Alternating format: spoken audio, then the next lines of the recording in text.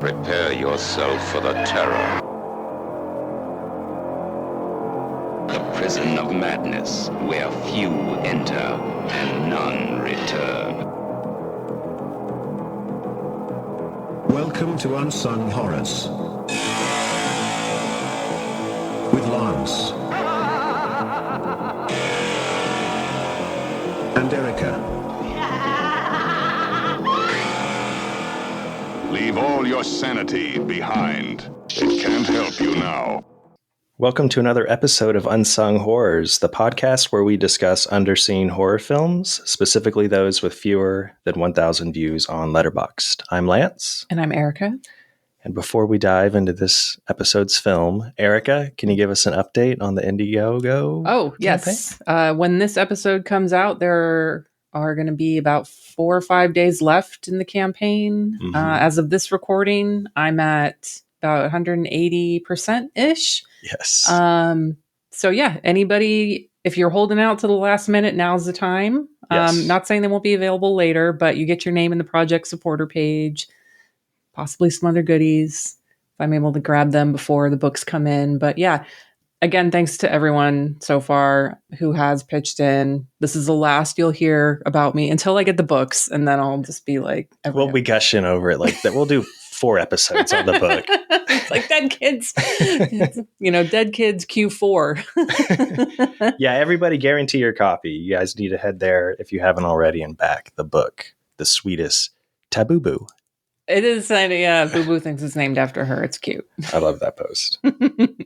Okay, let's get into the episode's film. Yes. You ready? Yeah. Okay, it's my pick, the Spanish romantic horror La Llamada, or The Sweet Sound of Death from 1965. It follows Pablo and Dominique, a young couple who are madly in love with each other and are planning their wedding. They live in Spain together. Pablo's Spanish and Dominique is French. And before she takes a plane to visit her family in France, they spend the day together doing what young lovers do, sleeping late, going out to dinner, and heading to a local cemetery to just hang out, which is hot.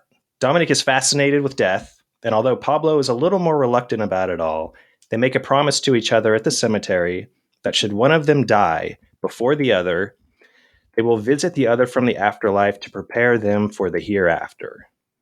It's all perfect timing because Dominique's plane goes down on its way to France, and Dominique is one of the many who are killed in the crash. Pablo is distraught. He can't believe it. And although Dominique is included on the list of the dead, he receives a phone call from her and is over the moon that the love of his life is still alive. He sees her a few times, and as things seem a bit odd, he teams up with his professor to help explain. He's a medical student, by the way. Oh, okay. I was like, They don't really talk much about it. Okay. But he teams up with his professor to help explain like what the hell's going on. The professor can't see Dominique while Pablo can, so something is definitely off. So they travel to Dominique's home in Brittany, France, where Pablo meets her creepy family and tries to get Dominique to head back to Spain with him. And there's obviously more to how it all ends, and as usual, we'll be talking about spoilers. Yeah.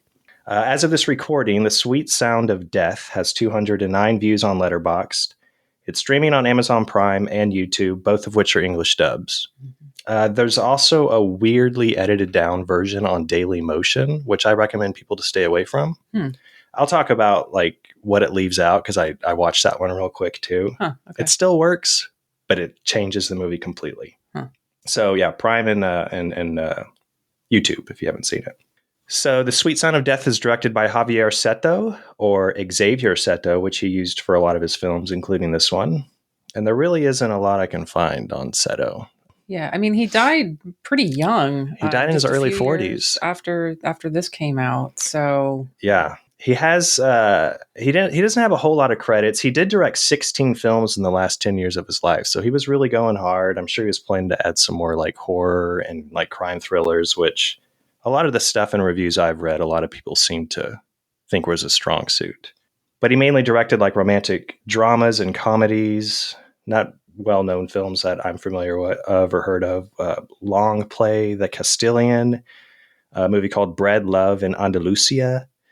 But other than The Sweet Sound of Death, his only other horror film was one of his last films. I think he passed away in 1969, and Macabre, or Shadow of Death, was released in 1969, starring Larry Ward. For all the geeks out there, he provided Greedo's voice in Star Wars. Oh my God. Jabba wa ninki koch, babushani kaitani wanyaruska. But he plays two roles as twin brothers in Shadow of Death, and it's a funny one.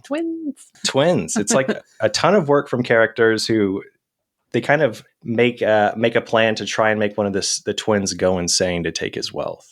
And it's completely unbelievable situations and very involved planning on their part. I was like, why don't you just kill him? Yeah, I had a really hard time. They didn't distinguish the twins well enough. No, they were like, I could understand why one twin would fool the other because they were just exactly the same. Yeah, like one had coiffed his hair a little bit differently. Right. And that was the only difference. Like when I first met you and Cody, I was like, okay, this is easy. I can tell them apart right away. But like these two, they did nothing. I know it's the same person, but you put in a little effort. Give one of them glasses, fucking something. You know? Yeah, it was hard to keep track of. And so I was like, wait, is this one or is it that one? I could. Ridley, hi, honey. Sorry, folks. My cat gonna keep chiming in here. Which works because there's a black cat in this movie. Honorary guest host in honor of the black cat in this film. So she has a lot to say about it. Yeah. I liked Shadow of Death. Like I thought it was fun, but I was very frustrated with how this director chose to portray the twins and really didn't do a good job distinguishing the two. I agree. I mean, I think the thing I love about movies with twins is you can get away with so much when you have twin characters. Mm-hmm. Like for my review, I put twins make the impossible possible. Because in this situation, it's like, okay, I guess if there's actual twins that look exactly fucking alike, this could work. But yeah, I still need to get Cody on as like a guest and pick something that's twin related. Yeah. Like Bloodlink with Michael Moriarty. Have you seen that? I haven't. It's wild. I was holding on to that one because I thought you were going to pick it because the twins and yeah. Yeah. Maybe it'll be this year. Okay. But anyways, back to the movie. No more twin talk. Twin talk. That's a good podcast. Anyway. There you go. So the director, Javier Seto, he co-wrote The Sweet Sound of Death with Paulino Rodrigo Diaz. Seto co-wrote most of the films he directed, and actually Rodrigo Diaz co-wrote most of Seto's films with him. But Diaz didn't really have many other writing credits other than a few of Seto's films and some others. And as I mentioned, there's English dubs on Prime and on YouTube, and the English dialogue was written by John Hart, who he's written English dialogue for a lot of great Spanish and Italian films, like Sergio Corbucci's The Great Silence, Mario Bava's Kill Baby Kill. But still, you should always opt for the original language with subtitles if you can find it whenever and wherever. All the versions I can find of this movie are English dubs, but he does a good job with the English dialogue, in my opinion. Yeah.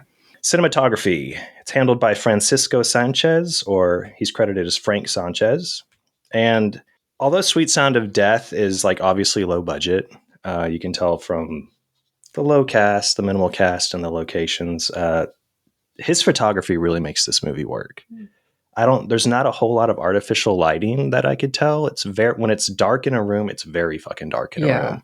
When you're outside, it feels like you're outside with them, kind of just watching these people walk around in love. He shot a lot of good movies that we've talked about. Most recently, Blue Eyes of the Broken Doll, which was my double feature pick for a Dragonfly for Each Corpse. He did a few Leon Klimovsky films like I Hate My Body and Devil's Possessed. But his more popular work is probably shooting the last two films of the Blind Dead series. Oh, yeah. So he's a great cinematographer for what he's working with. And then last in the crew that I'm going to talk about is Gregory Garcia Segura. He's the composer. He did the original score for Sweet Sound of Death.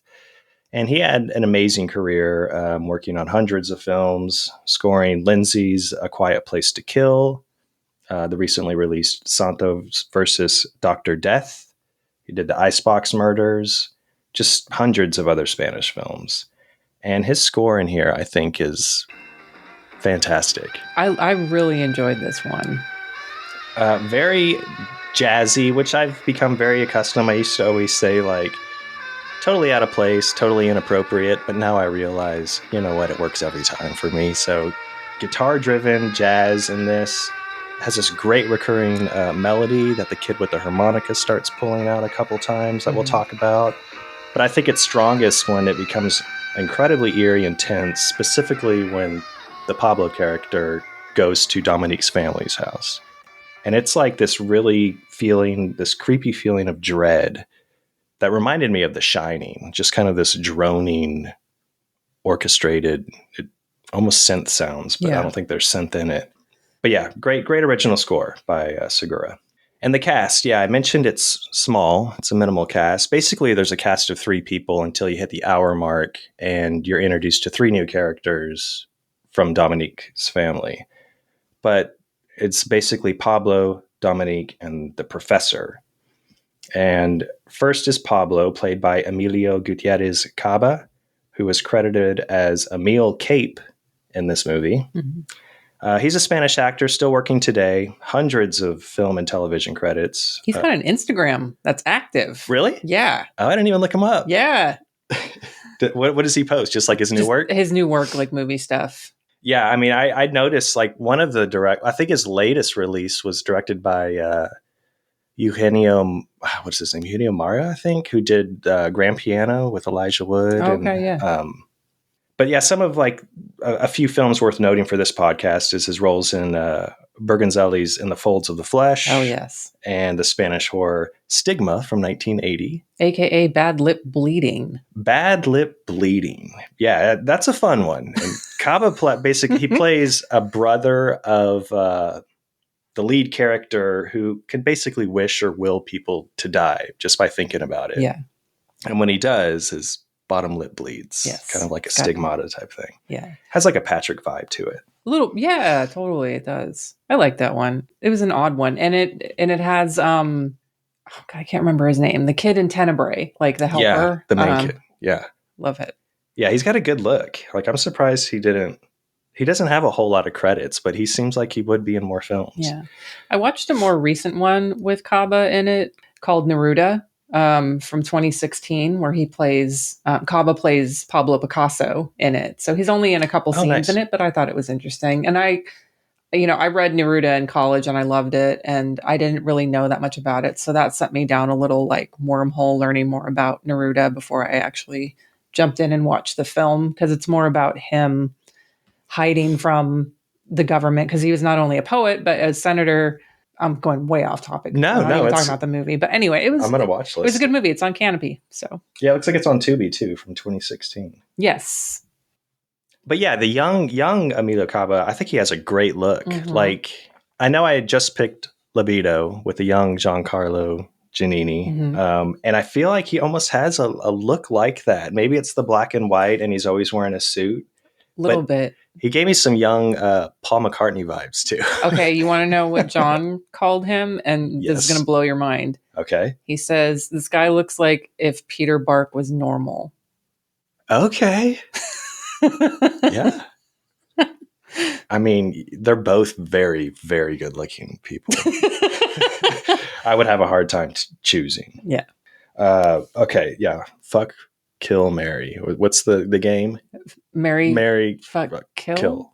So who's the third guy? Giancarlo Giannini. Peter Bark, Giancarlo Giannini, and Emilio Caba. Ooh. I would fuck Giancarlo, marry Caba. What does that leave? Kill? I want to kill Peter Bark. Yeah. That feels bad. That's cold. I know. Oh. But I feel like you're heading in the right track. I'd probably reverse. I'd probably want to marry Giancarlo Giannini so he can build me gadgets and shit. Smart. And then I'll go ahead and fuck Emilio Caba's brains out. I don't care. He looks like Paul McCartney from early Beatles. Like, he's got that poppy look. Anyway, yeah, we're going all over the place this episode. I love it. I'll wait till we get into like the movie, because I went down some rabbit holes. Okay. I love it. Okay, we're almost there. Let's talk about Dominique's character, played by Dianique. Is that how you say it? I think it's Dianique. Dianique? Yeah. Zurakowska. She's a Belgian actress. And she's worked on she's been into quite a bit of like horror genre films, particularly Spanish horrors, like The Killer's One of 13, Frankenstein's Bloody Terror, another Klimovsky jam, The Vampire's Night Orgy, which is great, The Hanging Woman, and Cauldron of Blood, starring Boris Karloff. Did you watch that one? I did, yeah. I had a lot of fun going on my side watch research with her, because not only like Cauldron of Blood, that one's on Tubi, I think, is where I watched it. That poster is an all-timer. I love it. And the movie is messy. I think I already messaged Matt to let him know there's a dummy drop in that one. Nice. But it's Boris Karloff as a blind sculptor. And this is during his brief stint of cashing paychecks in Spanish movies. I gave it 2.5 with a heart. Like it's a hot mess, but it's fun and it's worth watching for what it is. I watched a couple of Westerns that she's in. Yeah. Navajo Joe, which is Corbucci, yeah. and I had never seen it before, and I didn't even know Burt Reynolds was in it. And Really? I was like, holy shit, Burt Reynolds and brown face. Yeah, terrible. That one was really good. And then I just watched actually another one this morning. One by One? Mm-hmm. She plays Dolly, and she doesn't show up until sort of like the very end of it. But what's interesting about that one is as soon as they show up to the house where Dolly lives, where Dianique's character lives, I looked at it and I was like, is that the house from Once Upon a Time in the West? And so, of course, I have to pull John in because, he's got Rain Man brain. Right. And he said he wasn't sure, but like when they showed a different angle, he was like, well, that's definitely where they had the shootout in the big gun down with Thomas Milan. So I think they're the same locations. I forgot to look it up.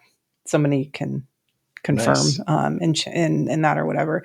And then there's another one I didn't watch because it didn't have English subs or dub, and it was called Two Magazine Girls. And a lot of the reviews called it the Spanish Showgirls.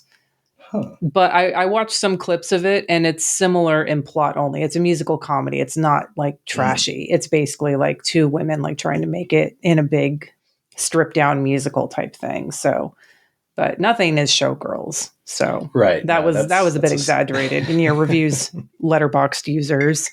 Yeah, I watched one of her films called The Hanging Woman from 1973, and she's great in it. She hams it up with Paul Naschy, who's also in it, and Stelvio Rossi. But it's it's like a basic family's out to get inheritance, so they're messing around with each other trying to get to it. But she has just a really great look, like really compelling face. She's beautiful. Yeah. Yeah, and I think this movie works so well. The Sweet Sound of Death, because of the cast, because it isn't something I will talk about a little later, but it's not gory. It's not straight up horror. It's basically just watching these performances. It would be a boring movie if you didn't have two powerful lead characters. Right.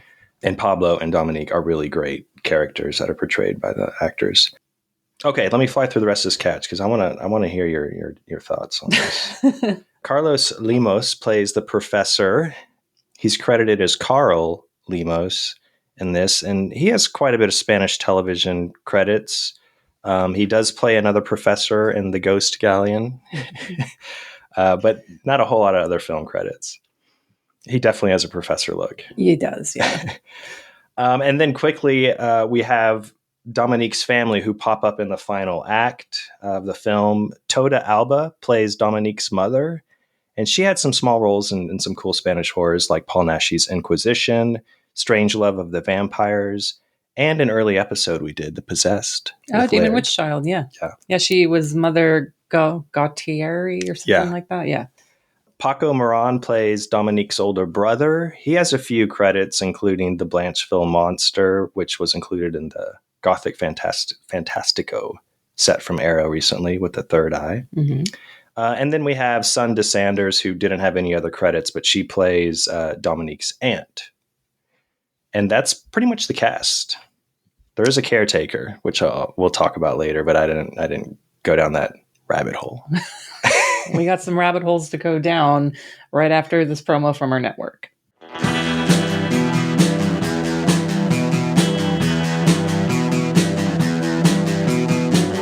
You're listening to the Prescribed Films Podcast Network, home to hundreds of hours of free podcast entertainment. The shows on this network all have a common goal, providing you with the best discussions about movies and other forms of entertainment media. The PFPN hopes to fill your earholes with audio joy. Visit our website with links to all the other amazing shows at www.thepfpn.com. Thanks for listening.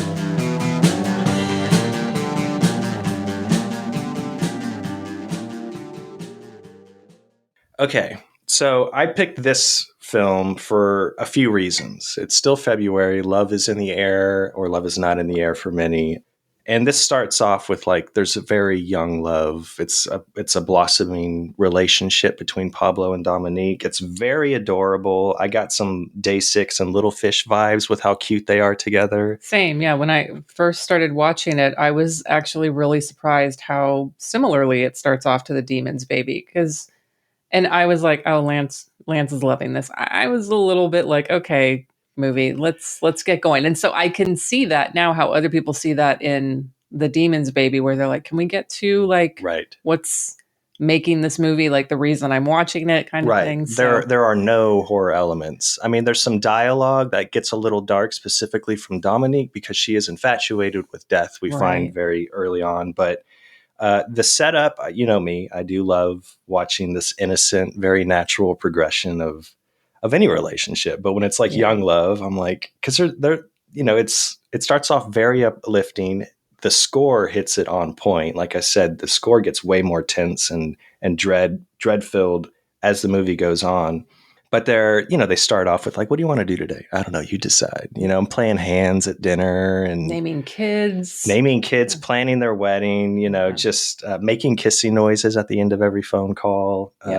Just a blast to watch. And it's perfect setup for what does the twists that do come up. It does. Yeah. It's one of those things where in hindsight, or at the end of it, I'm like, okay, well, the questions that the movie is asking of your level of devotion makes sense now with how much time is spent on the relationship. Exactly. And it's a quick, short runtime movie, but they do spend a lot of time on their love. Yeah. Which I like. So another reason I picked this, and I guess to go back to the whole love thing, if any of our listeners have a partner or a friend who does not like horror movies, I think this would be something fun to watch with them. Yeah. Because there's no gore.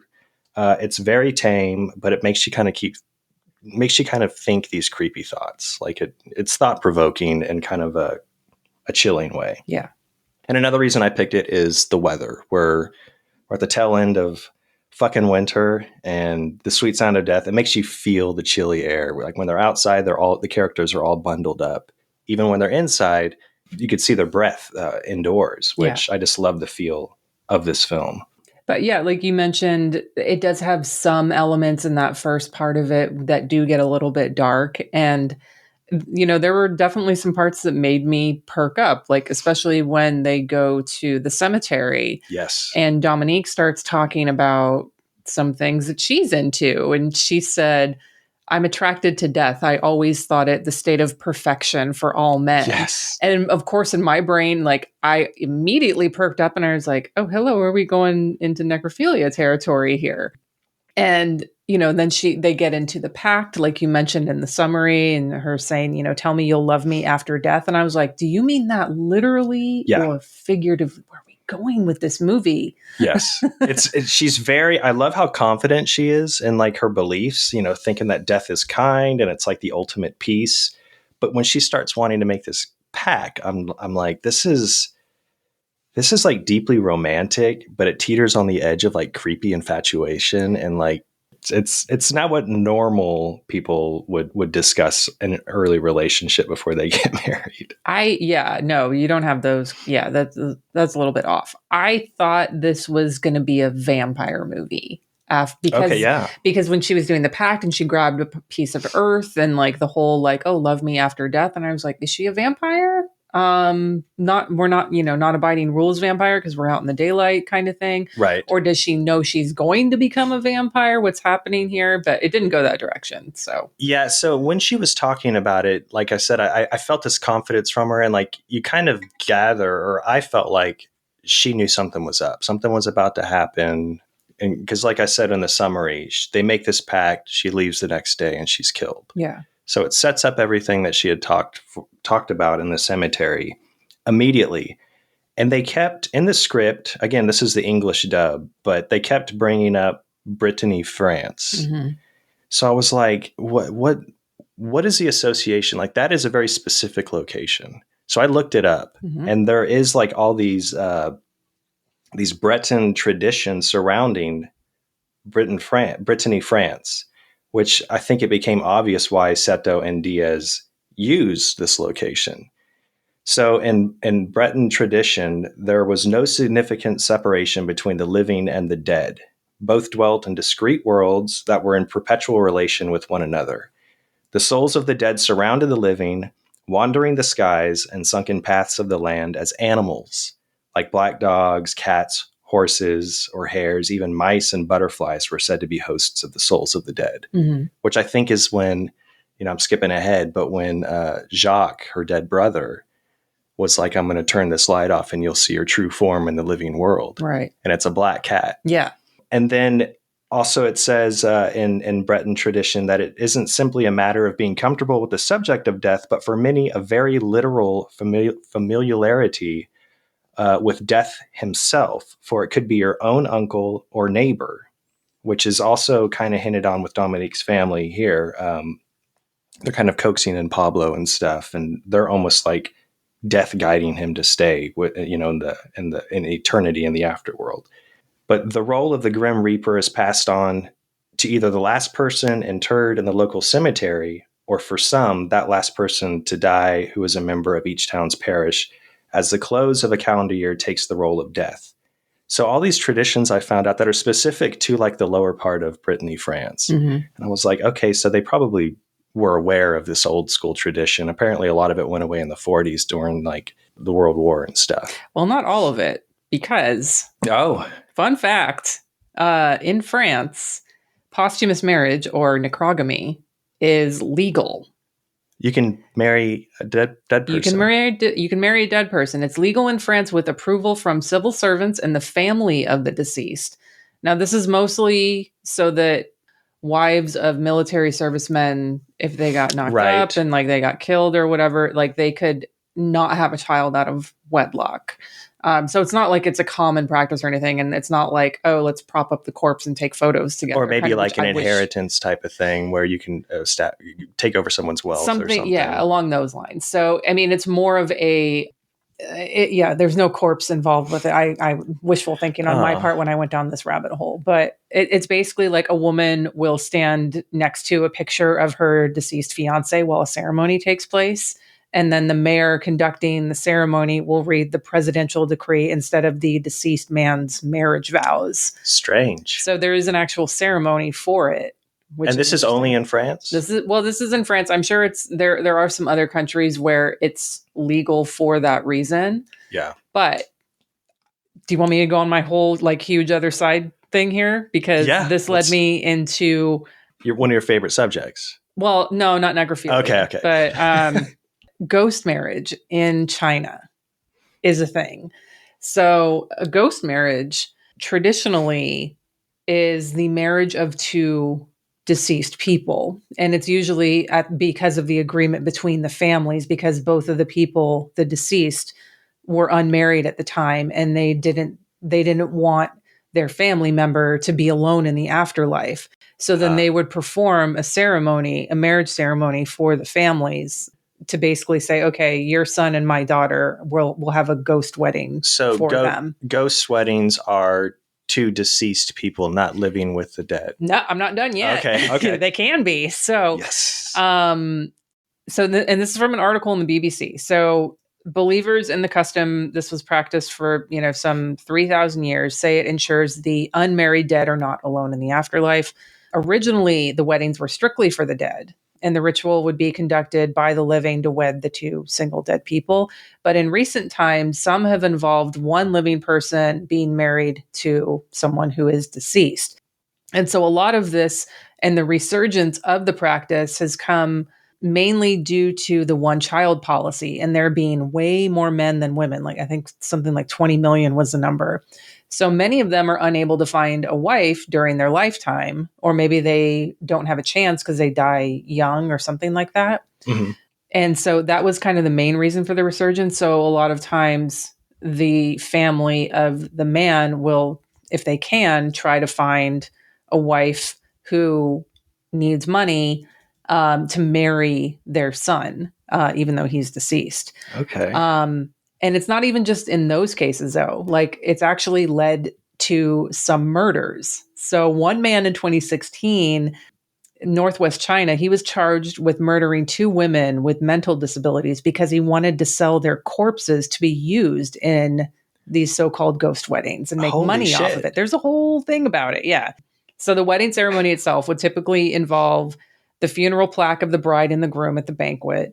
The most important part of it, though, apparently, is if both parties are deceased, is digging up the bones of the bride and putting them inside the groom's grave. So they are also physically together as part of the ceremony. Makes sense. So it's not just China, it's also Taiwan. It is its own country, folks.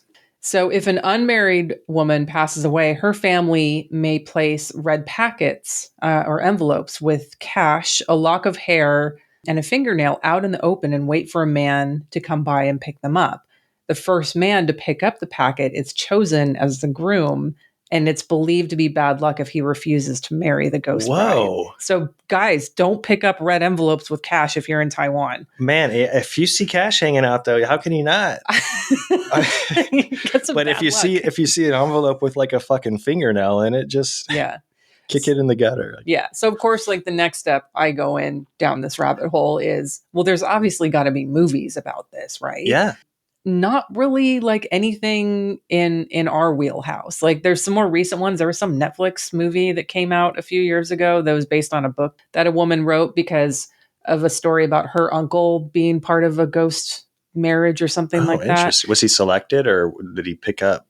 Selected, I believe. Wow. And so, I mean, there are a It's- few movies on this subject from China, but they all seem to be more recent. And I was like, so there's no like Shaw Brothers, like category 3 Oh, man. ghost marriage movie. Jeez, that would be perfect. I know, right? Because it does seem like some sort of made up Shaw Brothers myth or something. Yeah, Like, but it's, that's I mean, real. the whole tradition of it is, and there's some documentaries that I watched on it, some pretty short ones on YouTube. Some are like, 15 minutes, some are 40 minutes.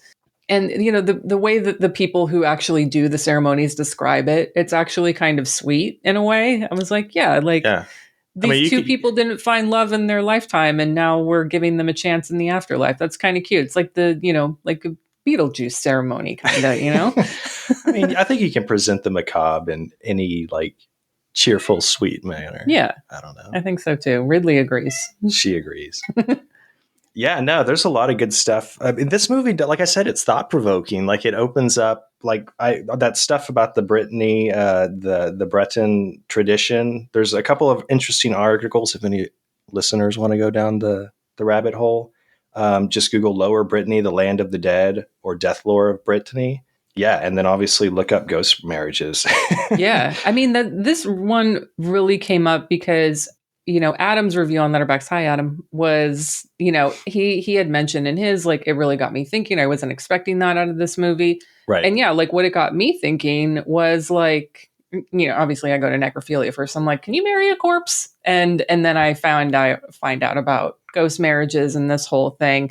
And so but obviously the bigger, more sort of important and philosophical question is that devotion, like how much, if you love someone, are you willing to give up your own life to be with them and for Exactly. eternity? Like, I don't want to fucking be with anybody that long. I mean, granted, a lot of that is like me bringing in my own baggage, but like this idea of like a death pact and like soul connections, in my head, I'm like, just let it die. But Yeah, I agree. I mean, I think we might have talked about, like in past episodes, probably the John Hucker the passing episode, Right. where, like, if you believe in an afterlife, or I think I specifically asked about reincarnation and stuff. Putting your consciousness into another Yeah, and person. another- And I was like, hell no, I'm out. Yeah, I feel the same way. Like, if there is some sort of afterlife where you can live eternally with, it may not even be like a partner, but like your best friend or anything, a pet. I mean, I don't know. But oh, boo boo. to be locked in, and the way that the Sweet Sound of Death portrays it is Pablo, when he went to go meet Dominique's family, he could be with her for eternity in that location, is what it sounded like. Yeah. And that sounds miserable, because they were each portraying like regular real life. They still had emotions, they still had reactions, they still had their own mentality and memory. So there's going to be fights. There's going to be, somebody's not going to do the fucking laundry. Somebody's going to leave the door open or something, and Right. it gets really cold in the house. Like, that does not sound good to live in eternity. There's got to be a reset, right? There's got to be a reset button. You gotta for have. me. I can't even imagine wanting to be with anyone for eternity, wanting to live forever. I mean, shit, I couldn't even stay married for 5 years. So, I mean, who am I to talk? But I'm locked in. I've been with Sarah for decades, and I feel good about it. But you should. I don't want to spend eternity with her. I know we're gonna die. It's nice to have, I don't want to say looking forward to the end, but it's the idea of eternity is so much more terrifying to me than the thought of actually dying. Yes. I don't want to live forever. I don't want to have I hope I don't have a fucking soul. I mean, I'm pretty sure I don't. I could consider living forever on like this plane, on this earth, on this physical plane, is like some weird fucking spirit. If I could just be by myself and like fuck with people and do what I want, I don't know. I mean, I need an end. I absolutely need an end. I don't want to see. You could probably take naps, like in the. I love naps, but I just want to take an eternal nap and never wake up from it someday when my time comes. It's getting dark, but I can't even imagine sticking around forever, even just to fuck with people. As much as I hate people, I couldn't get any satisfaction, because I'm like, I don't want to see how shitty this world is going to turn out to be. Like, the planet is destroying itself right now. There's so many reasons I don't want to stick around. And the question is kind of tiptoed around in the movie itself, especially when the professor is talking to Pablo and he realizes, I can't see Dominique. They go to her burial. Pablo sees Dominique standing there. She's not really there. The professor can't see her. So he starts asking him questions. You're obviously in love with Dominique. And he's like, oh yeah, she's my being. She's my whole world. The professor tells Pablo that sometimes it's not wise to love too much, to be obsessed to the point where one does not exist. And Pablo seems infatuated with this idea of eternal love. Yeah, he does seem infatuated with eternal love, but I don't think and I think that's important, because when we get to the end, you see that he doesn't realize what that actually means and like the consequences of feeling that way. Right. Because he's basically asking her to tell him, like, love any other man but me. That's what he tells her. He's like, I can't do this. Like, okay, if you want to have eternal love, go for it. If you want to be stuck in this place for eternity, I want to go back to Spain. Basically, love any other man except me, I think is the word, is like the quote he uses. Yeah, and that's why I know we're skipping ahead, but the ending. Okay, so there is a twist, and I know I'd mentioned this too. There's a Daily Motion. It's like 76 minutes long on Daily Motion, and they cut out the whole scene where Pablo is told by Jacques, her brother, that he died at the dinner table. How do you cut that out? They cut that whole section out. What the fuck? And so there's no mention of him being dead. There's no mention of him being revealed as a black cat. It kind of works, but obviously that's one of the main twists in the whole fucking movie. Right. Because at the end of the movie, the professor goes back to Dominique's tomb, like her family tomb, and sees all three relatives, and then sees Dominique's grave, and Pablo's there crying over her. So he's not dead, in my opinion. He is not. The way I see it is, this is what I think. The twists get a little weird. He's told he's dead he died that night, and that's why he's stuck in the house and he's with Dominique forever. But the professor comes and kind of saves him, in Right. other words. And he's like, you're okay, you're safe in this place. Pablo kind of wanders out of the room and goes to the tomb. The professor sees him and he's kind of crying over her dead body at the end. Pablo is crying over Dominique.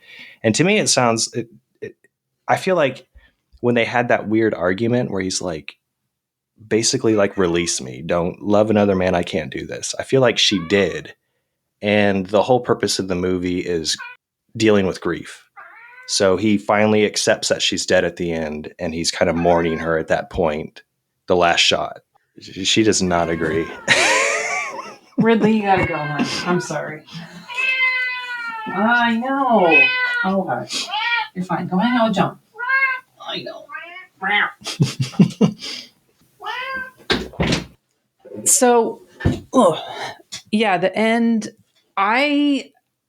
At first, I thought he was dead. I was like, did he kill himself so he actually could be with her because he realized I actually do want to spend eternity with her?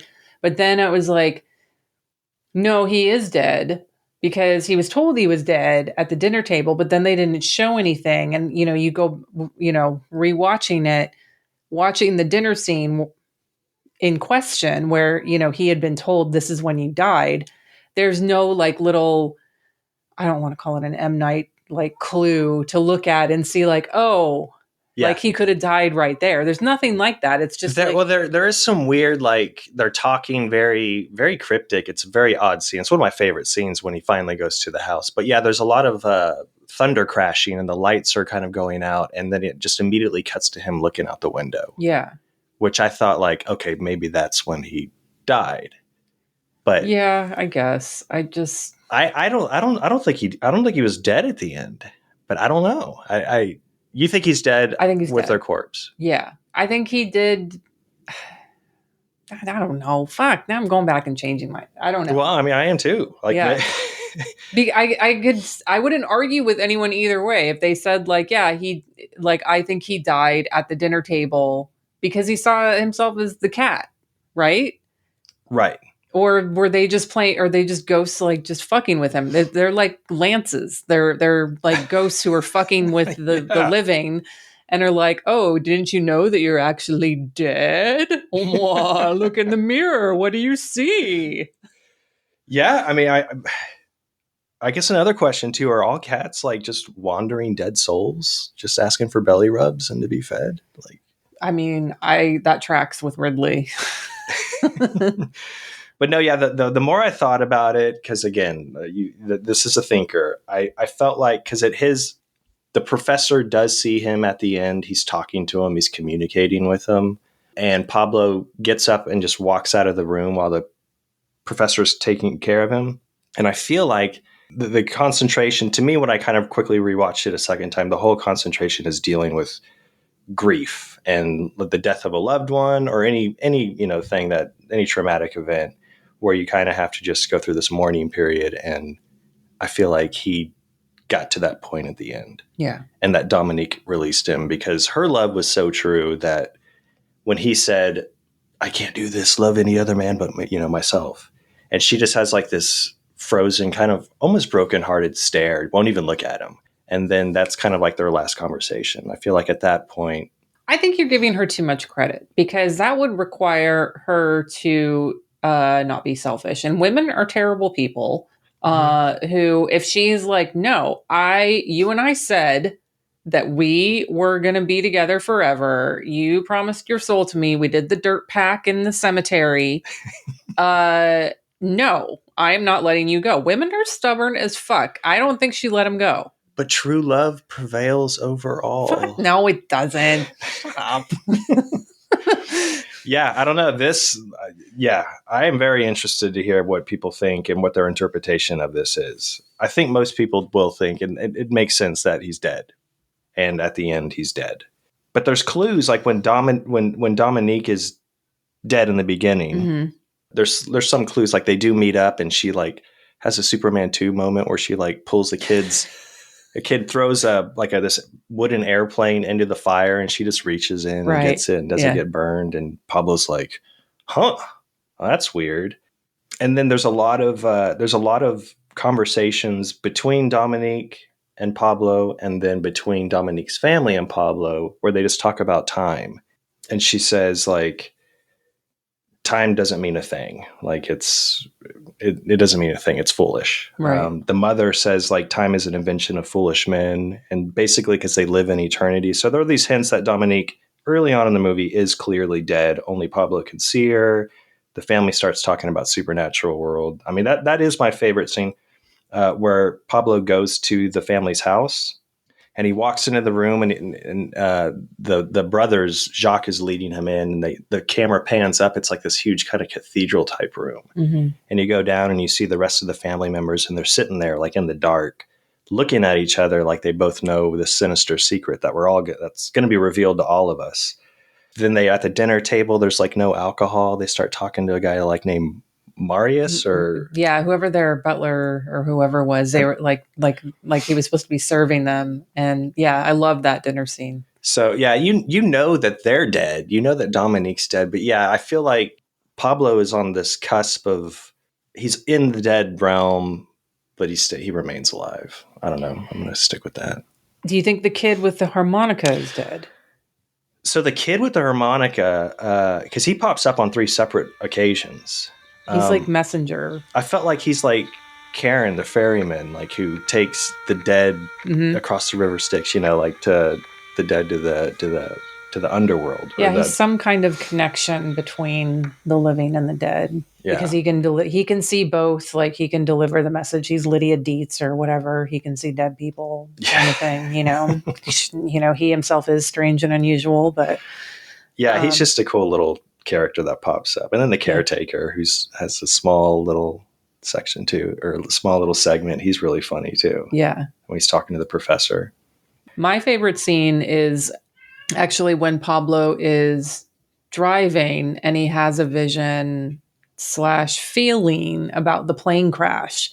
Because I was like, because my sound actually does randomly cut out on my old TV because I was watching it in the bedroom, and I was like, oh shit, did my sound go out? And then I was like, wait, did he go deaf? What's happening? And right.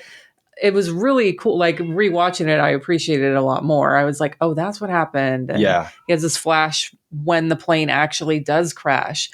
And again, it's going back to his connection with Dominique. This is post, cemetery dirt pact. And so there is some kind of connection that he has to her spiritually already, and he feels it when she actually does die. Yeah, I love the way that scene's presented. It's like all his hearing is completely gone, but his like senses are all heightened, and he has this crazy premonition that it's true.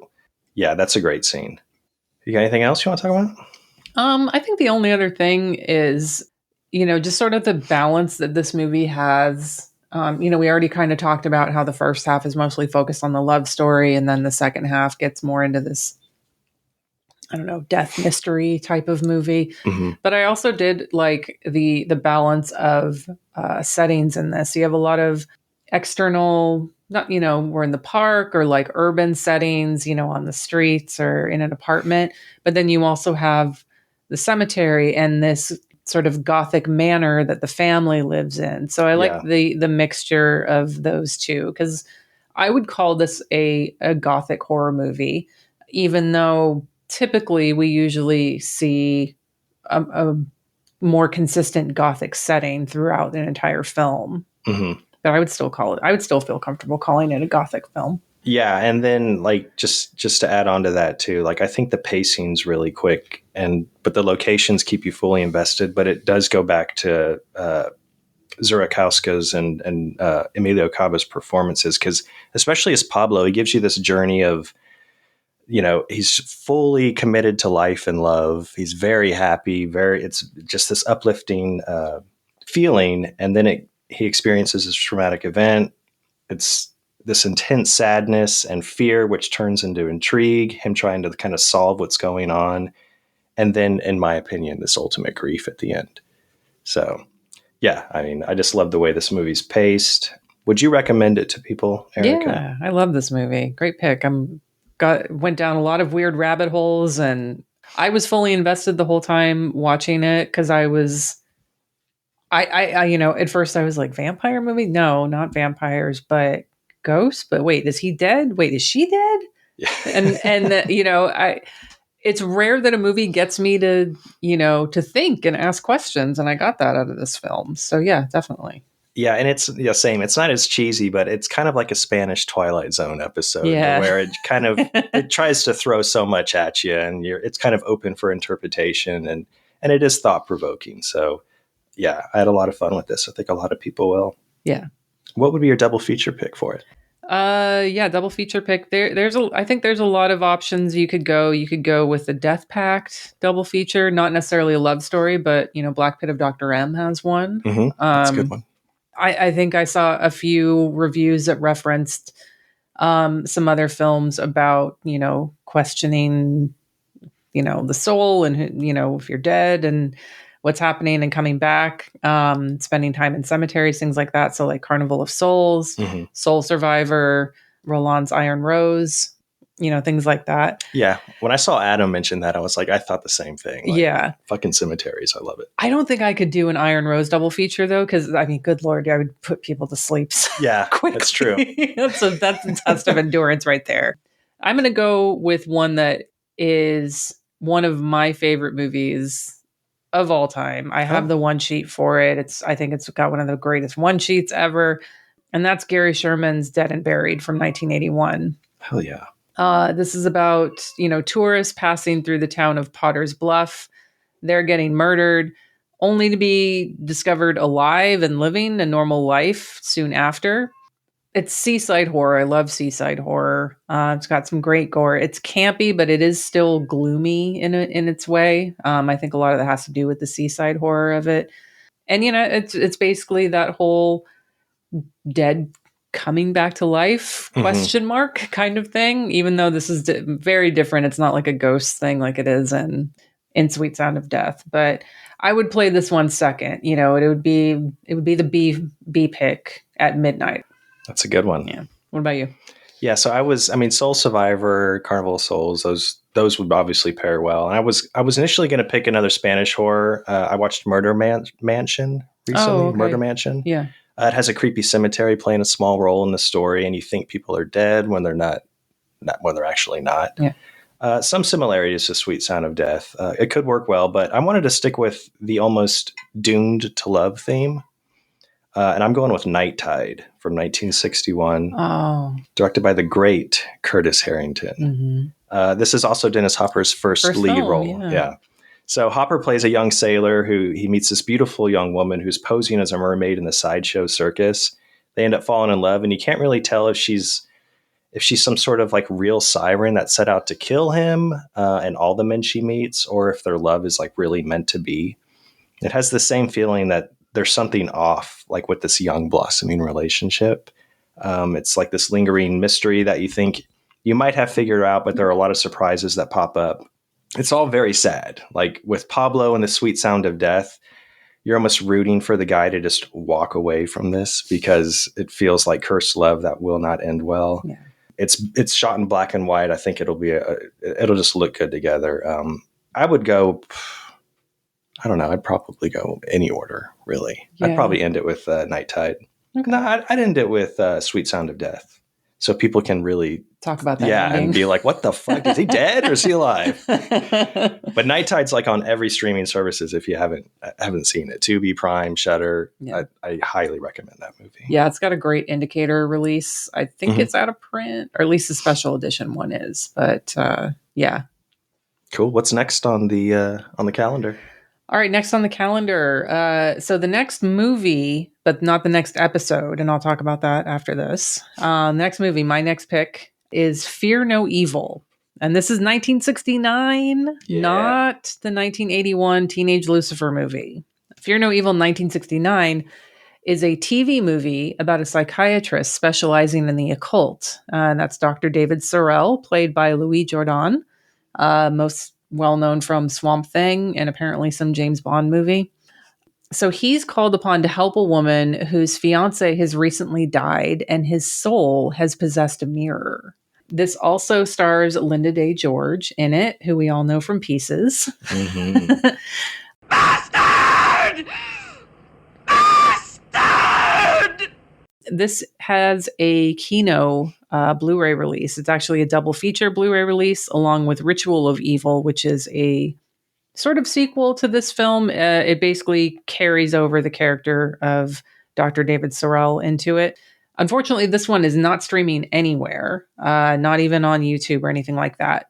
But if you're not looking to pick this up or would prefer to wait until Kino has another big sale, and that'll be any day at the rate they go with their sales, or like every other month they have one. Yeah. There's still going to be plenty of reasons to listen because we're probably going to be talking a lot about TV movies in general with our guest. I think this is actually the first US TV movie that we've covered. We might have done something that was a TV movie internationally. I can't think of a US TV movie we picked. Okay, so first US TV movie, bringing in the big guns for this one, since we're talking about that. Amanda Reyes is going to be joining us for this episode. Yeah. She is the author and editor of the book Are You in the House Alone? A TV Movie Compendium, 1964 to 1999. She's also the host of the Made for TV Mayhem podcast and a frequent guest on the slasher podcast, The Hysteria Continues. She is a frequent commentary and essay contributor for boutique Blu-ray releases, not just for TV movies and TV shows, but also for movies like Last House on the Left that Arrow put out, and the upcoming behemoth of a release from Second Sight, the Texas Chainsaw Massacre. She's got a new commentary track on that. Nice.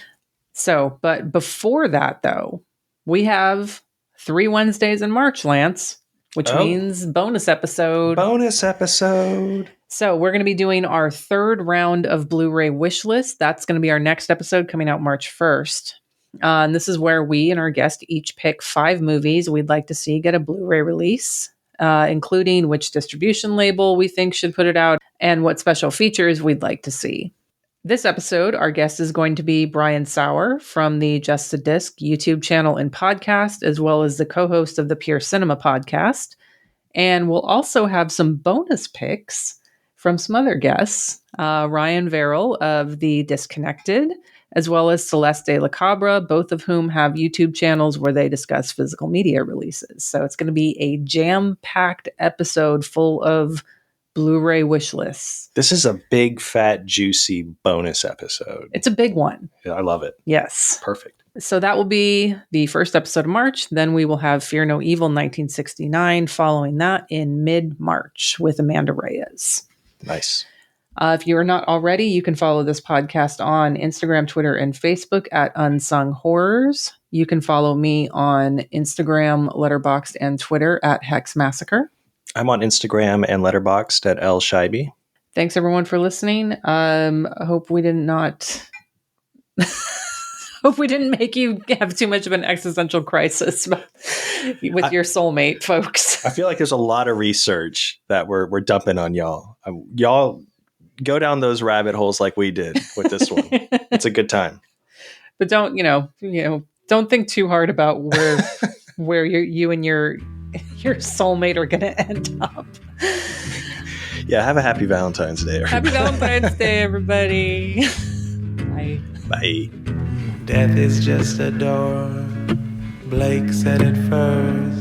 It's just another room we enter, it's a threshold that hurts. Birth is just a chorus, death is just a verse in the great song of spring that the mockingbirds sing. We come and we go, a weeping and a wailing, our heads in the hands of the nurse. Well, put your head on my shoulder, baby, tell me where it hurts. You say you lost your one and only, could it get any worse? I said death is just a dawn, you'll be reunited on the other side.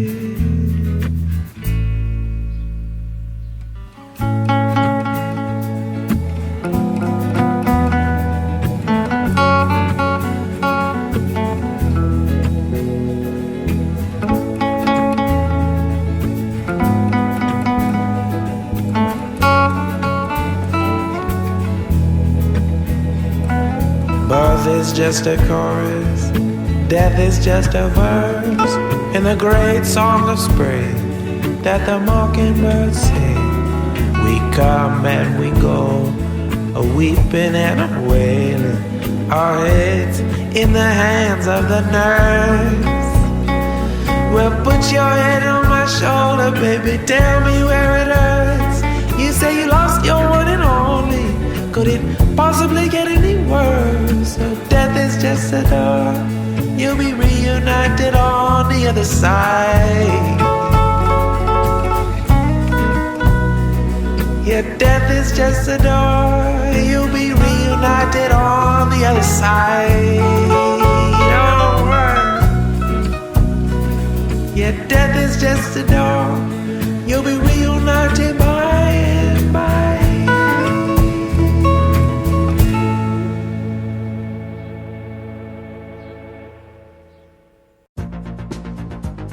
Hey, it's Death by Video. I'm Phil. I'm Kit. And I'm Graham saying welcome to our podcast full of merry movie mayhem. Ever wonder what an Irish kung fu movie would look like? It's called Fatal Deviation, and we covered it. Ever wonder what a movie about 1,000 cats would look like? It's called Night of 1,000 Cats, and we covered it. And it stars Hugo Stiglitz. Listen to Death by Video to hear us discuss and dissect some of the weirdest, wildest, and wackiest films ever made. All this and more on Death by Video! Woo!